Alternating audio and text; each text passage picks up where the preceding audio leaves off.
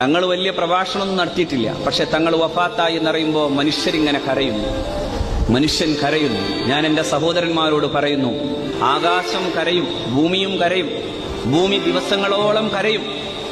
അങ്ങനെ കരയാൻ മാത്രം യോഗ്യരായ ഭൂമിയുടെ സന്താനങ്ങൾ നടന്നുപോയ മണ്ണ് ശൂന്യമാകുമ്പോൾ ആ മണ്ണ് കരയുമെന്ന് മുഹമ്മദ് മുസ്തഫ സ്വല്ലല്ലാഹു അലൈഹി വസല്ലം.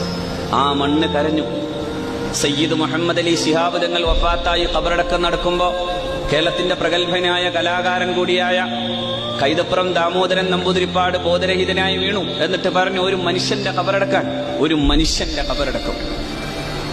അതുതന്നെ പറഞ്ഞു, ഇന്ത്യയുടെ മതേതരത്വത്തിന്റെയും കേരളത്തിന്റെ സൗഹൃദങ്ങളുടെയും കാവൽക്കാരനായി നിൽക്കുന്നു എന്ന് കേരളത്തിന്റെ ഇന്ത്യയുടെ തന്നെ സാഹിതീയ രംഗത്തെ ചക്രവർത്തിയായ MT വാസുദേവൻ നായരെ പോലെയുള്ളവർ പറഞ്ഞു. കാരണം ആ വലിയ കുടുംബത്തിന്റെ ഏറ്റവും വലിയ പ്രത്യേകത, അവിടേക്ക് കടന്നു ചെല്ലുന്നവർക്ക് മതത്തിന്റെയും ജാതിയുടെയും ഒരു തരം വേർതിരിവും കാണിക്കാതെ മനുഷ്യരെന്ന നിലയിൽ അവരെ എല്ലാം ചേർത്ത് പിടിച്ചു ആ കുടുംബം. അതുകൊണ്ട് ഇന്ത്യയുടെ കേരളത്തിന്റെ ബഹുസ്വരമായൊരു സംസ്കാരത്തിന്റെ മുഴുവൻ ഒരു പൂങ്കാവനമായി പാണക്കാട് തറവാട്